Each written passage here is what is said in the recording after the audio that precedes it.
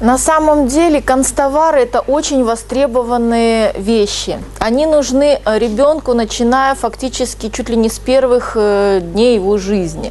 Потому что именно рисование, лепка, развитие с пластилином – это такие вещи, которые развивают ребенка и всесторонне его воспитывают. В школе канцелярские товары не менее востребованы. Каждый ребенок ежегодно, каждый родитель покупает огромное количество канцелярских товаров. Это общее перечисление тех, так скажем, веществ опасных, которые содержатся в некачественных канцелярских товарах.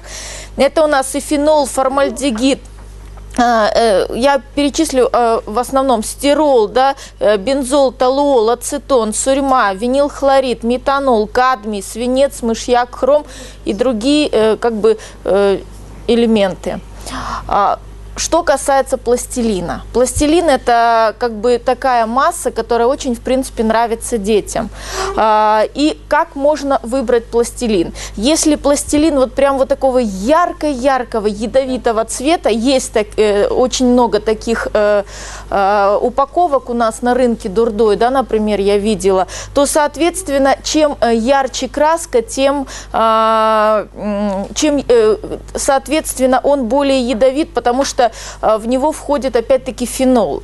Пластилин должен иметь хороший насыщенный цвет, но не ядовитый. И он даже при смешивании, если два цвета смешать, он не должен менять своего оттенка. Есть такие марки пластилина, при смешивании которых можно смешать, получить новый цвет. И очень важный компонент – пластилин не должен пачкать руки. Если пластилин оставляет жирный след или тем более оставляет какой-то цветной след на коже, то, соответственно, это очень и очень опасно. И это может нанести вред ребенку.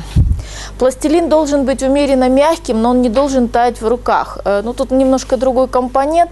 Если пластилин очень мягкий, то у ребенка не развивается вот эта мелкая моторика, которая, в принципе, призвана, чтобы пластилин призван, чтобы ее, так скажем, развивать. И пластилин, если он крошится, то в нем очень много известкового порошка. Это само по себе безвредно, но ребенок очень быстро потеряет интерес к такому пластилину. Пластилин должен иметь растительную основу и нейтральный запах.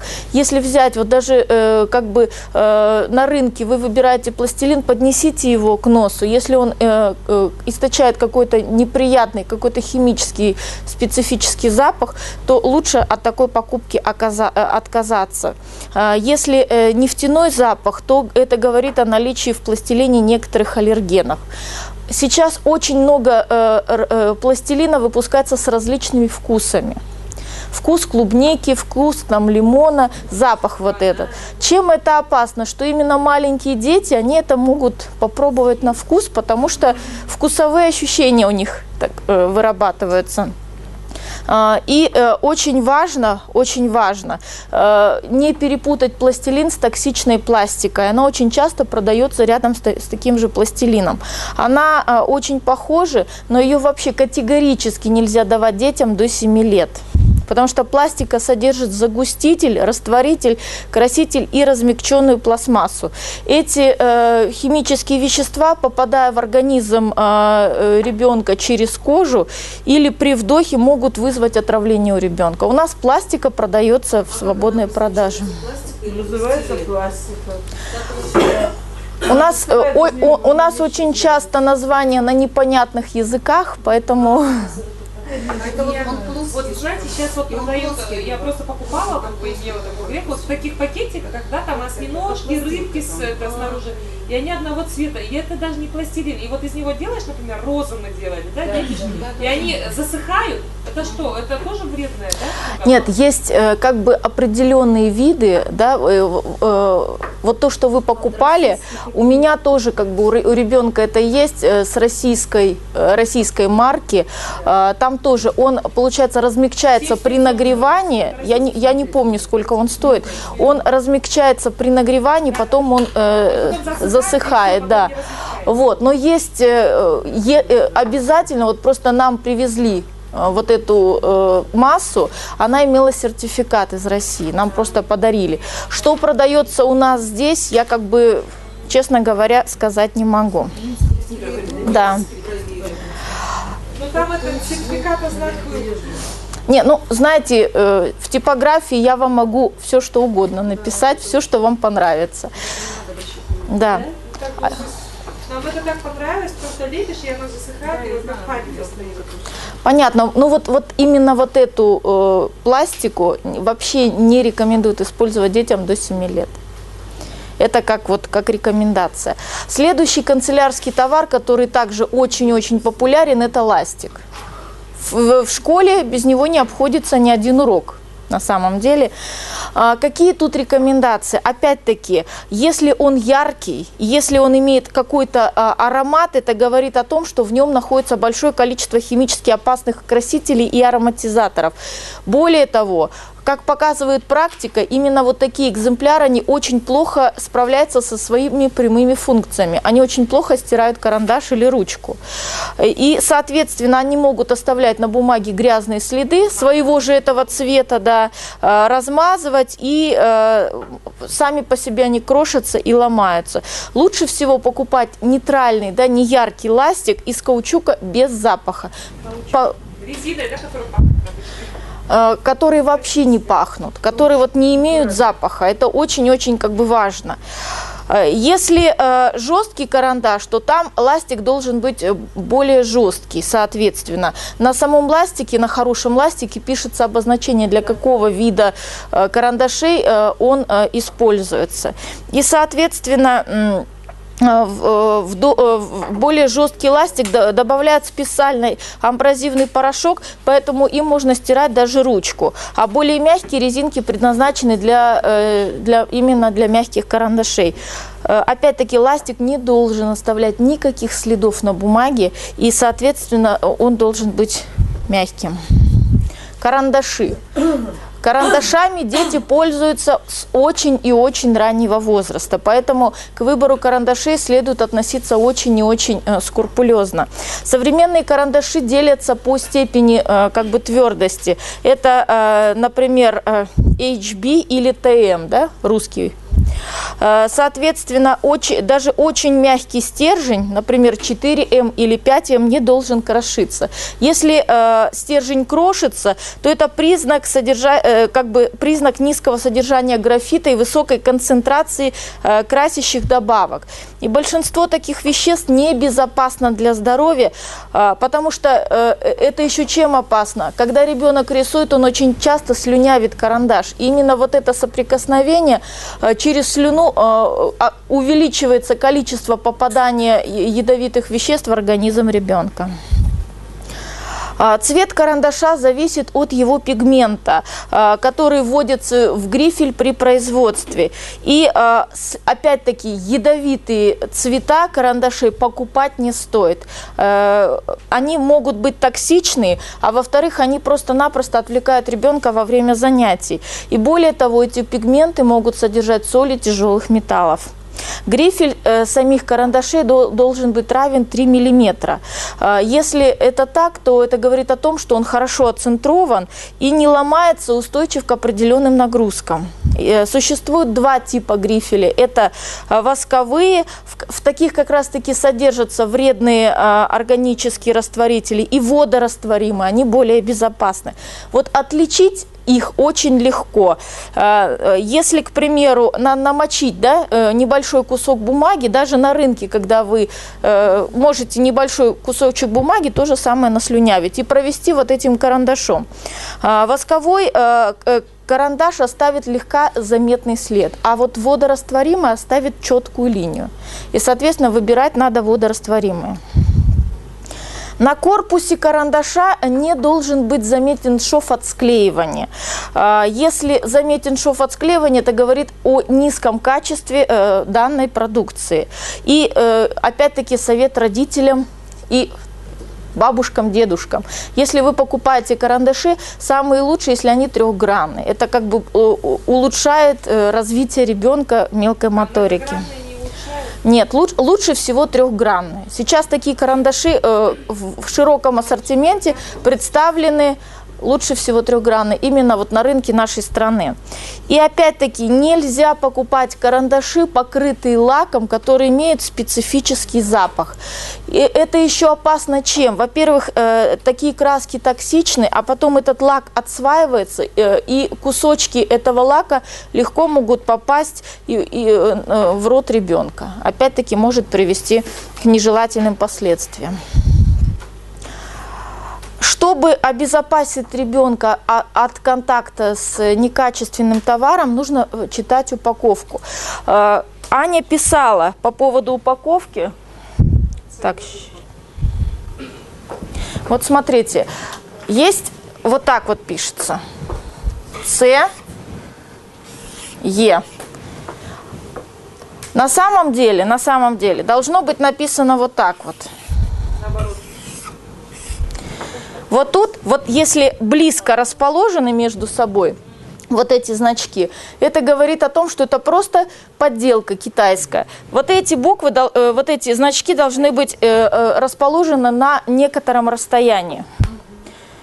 Если это есть, то, соответственно, это говорит о том, что карандаши соответствуют европейскому качеству. Также на карандашах приветствуется наличие отметки DIN EN 71. Да. Так, это также очень важно, потому что именно эта отметка говорит о том, что в составе таких продуктов отсутствуют тяжелые металлы. Еще очень важная информация. На упаковке с карандашами обязательно должна быть информация о том, что они предназначены для маленьких детей. Если такой информации нет, то лучше вообще, как говорится, от такой покупки отказаться. А вы карандаши Пикассо не смотрели? Они же более распространенные, вот эти с палочками. Знаете, сейчас мы брали, вот лично я своему ребенку, каких только карандашей не брала, те же самые Пикассо. Лет 5 назад я брала, были очень хорошего качества. Последний год я взяла Пикассо, все то же самое, только подделка. И, соответственно, как бы их качество отвратительное.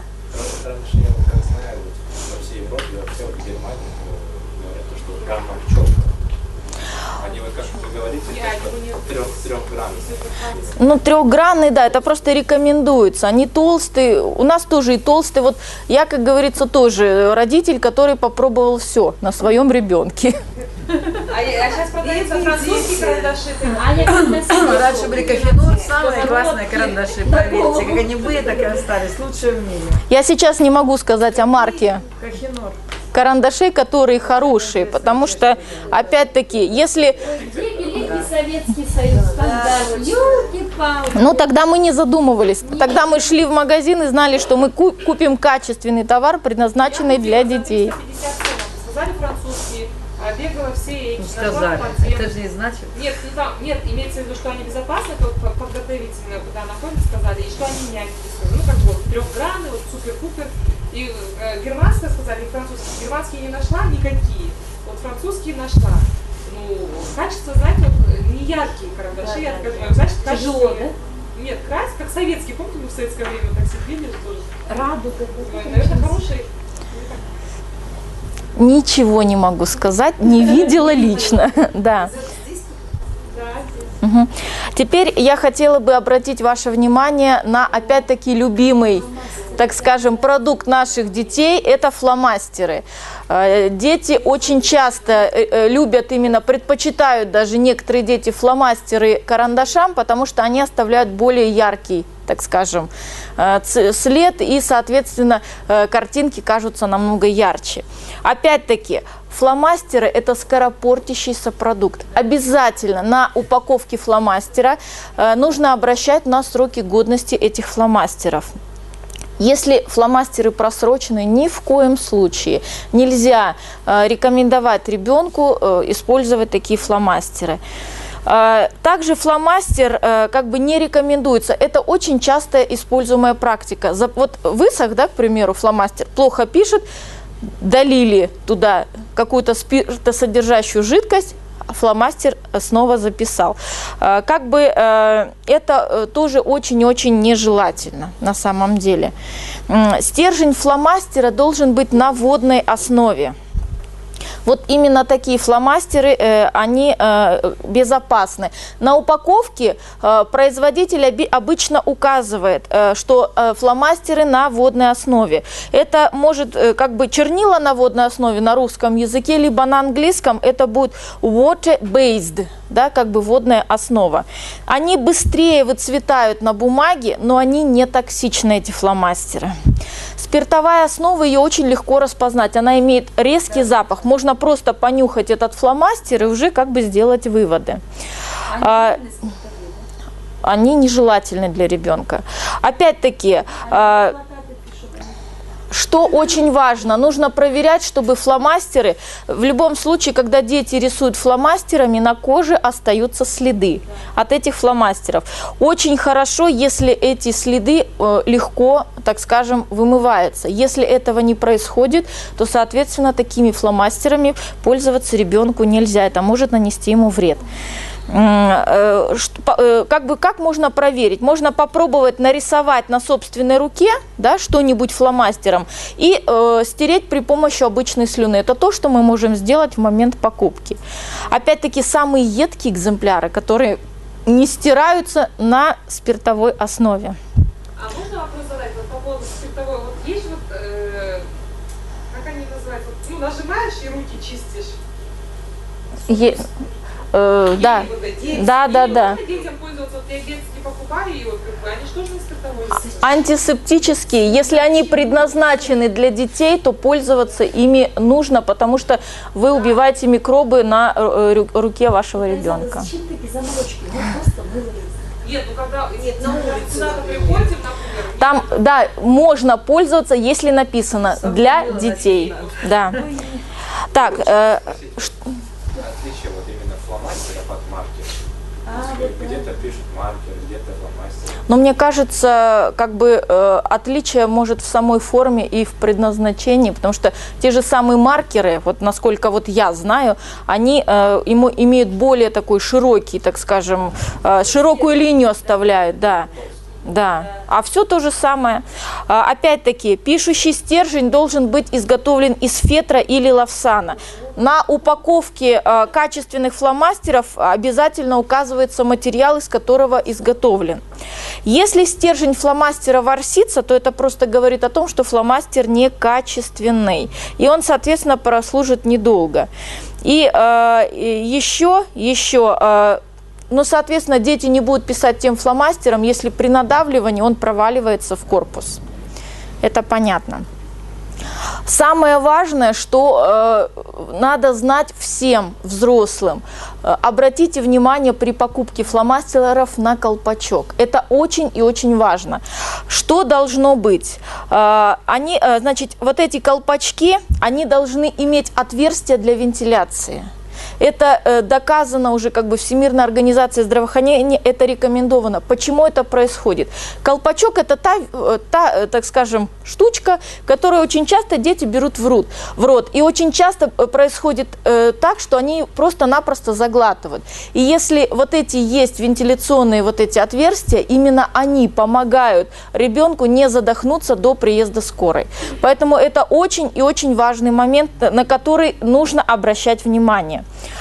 Соответственно, так скажем, при покупке фломастеров нужно, опять-таки, обращать внимание на корпус. Если при надавливании на фломастер корпус слегка дал какую-то трещину, то, соответственно, если ребенок будет брать этот колпачок в рот, он у него треснет, и вот эти осколки могут попасть в дыхательные пути и могут, опять-таки, привести к травме. Это очень и очень распространенные факты, потому что дети очень часто любят использовать все на вкус. Поэтому нужно все-таки стараться ограждать детей от такого эксперимента. Корпус должен быть изготовлен из полипропилена или полистирола. На этом как бы можно опять-таки прочитать на упаковке. Должна быть буква ПП или соответствовать цифра 5 в треугольнике из стрелок. Если Не нашли, попробуйте, ну, вот как я сказала, путь, слегка его надавите. Если он треснет, то, соответственно, лучше вообще такие фломастеры не покупать. Нужно следить за тем, чтобы все-таки дети не брали в рот эти фломастеры, потому что, опять-таки, вот этот корпус смачивается слюной, и вещества, которые вредные находятся в этом корпусе фломастера, опять-таки могут попасть в организм ребенка. На упаковке фломастеров для детей обязательно должно быть написано, с какого возраста можно использовать. То есть обязательно должна быть возрастная адресация ребенка. Обязательно. Краски. Краски тоже очень распространенный товар, которым пользуются и в садике, и дома дети любят рисовать красками, и в школе. Следует знать, что акварельные краски, например, не так опасны, как масляные, потому что они не содержат органических красителей. И опасность представляет пигменты краски при заглатывании. Особенно вот ярко-оранжевая краска, ярко-зеленая. Они вот очень и очень опасны. В отличие от масляных красок, акварельные могут использоваться детьми. Но многие вот эти пигменты, о которых я сказала, они содержат канцерогены. Что такое канцерогены, наверное, многие из вас знают. Это вещества, которые могут спровоцировать развитие раковых заболеваний. Это очень и очень опасно. Масляные краски для детей вообще не рекомендуются, потому что они очень токсичны. Часто гуаши и акварели содержат фенол, поэтому перед покупкой опять-таки нужно понюхать эти краски. Они не должны вообще издавать никакого запаха. Вообще дети до 12 лет подвержены воздействию токсичных веществ, поэтому краски нужно использовать только по назначению. Кисточкой намазал и нарисовал. Нельзя, чтобы дети пробовали на вкус, рисовали пальцами. Вот этими красками, это тоже очень-очень опасно. Существуют специальные краски для того, чтобы рисовать пальцами. На них специально написано, это вот как бы отдельная категория. Опять-таки, лучше всего брать краски, которые рекомендованы детям с 6 месяцев. Вот именно, если такая адресная указана, да, ориентация, то, соответственно, такие краски, такие фломастеры, они более безопасны. Следующий канцелярский товар – это линейки. Линейки у нас очень и очень распространены. Ими пользуются все дети в школе, начиная с 1 класса, с 0 класса до 11 класса и в вузах и так далее и тому подобное. Опять-таки, лучше всего не покупать яркие броские линейки, потому что в них опять-таки содержатся вредные виды пластиков. И все-таки стараться покупать вместо пластиковых линеек деревянные.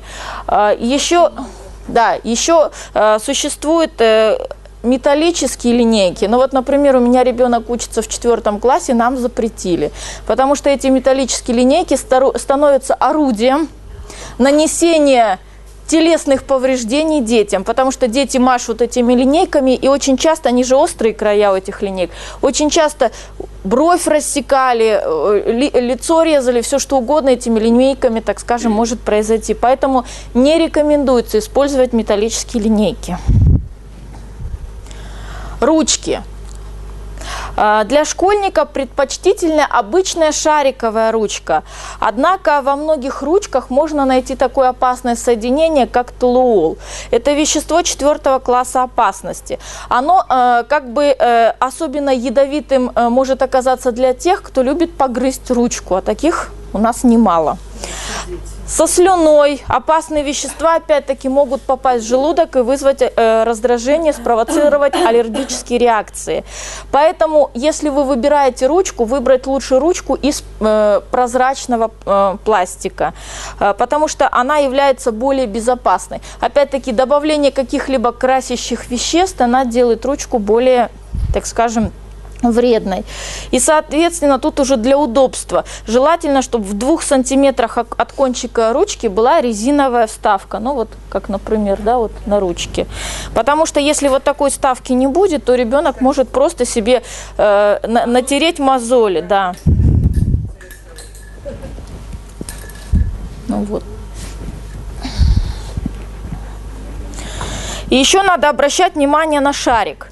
В некачественных ручках он гладкий и круглый на самом деле, а ручки более качественных моделей, они, вот эта поверхность шара, она неровная, она как бы слегка как бы цепляется за бумагу, оставляя четкий след.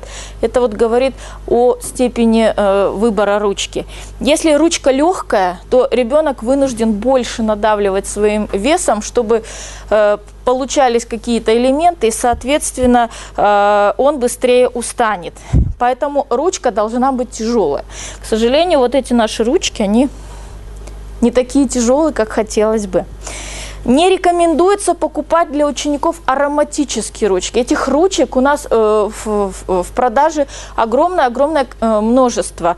Во-первых, эти ручки могут спровоцировать аллергические заболевания у детей, которые, например, если ваш ребенок не страдает, то у соседнего может быть приступ аллергии. Поэтому все-таки нужно ограничивать детей от использования таких ручек.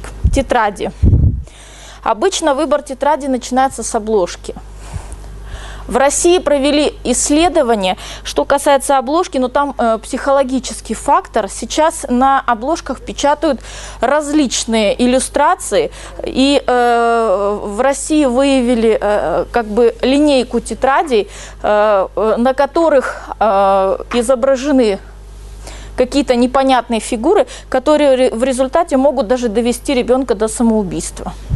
Поэтому на обложку, на содержание вот обложки надо обращать огромное внимание. То есть рисунок не должен вызывать агрессивных эмоций. Белизна бумаги.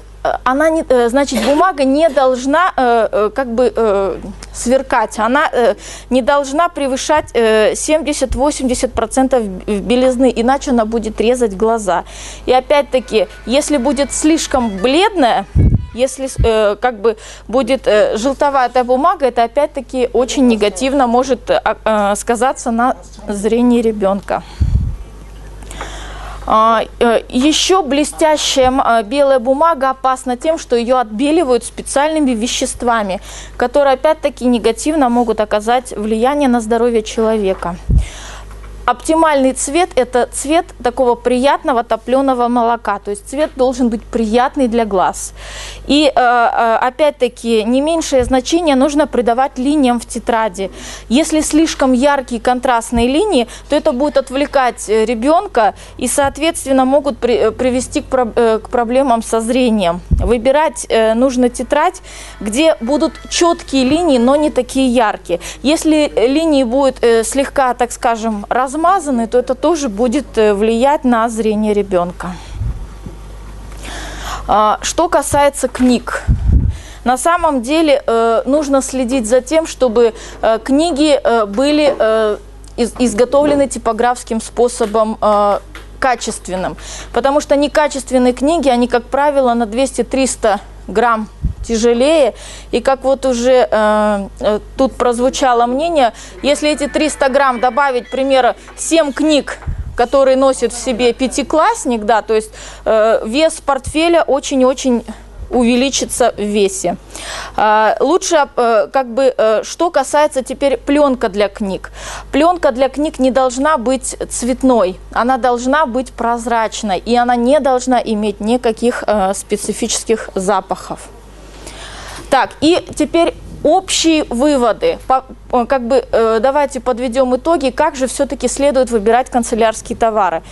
Итак, значит, все изделия окрашены в любом случае, поэтому нужно смотреть, чтобы краска должна содержаться не на поверхности, а быть равномерно распространенной внутри всего изделия. И при контакте не оставлять следов на коже ребенка.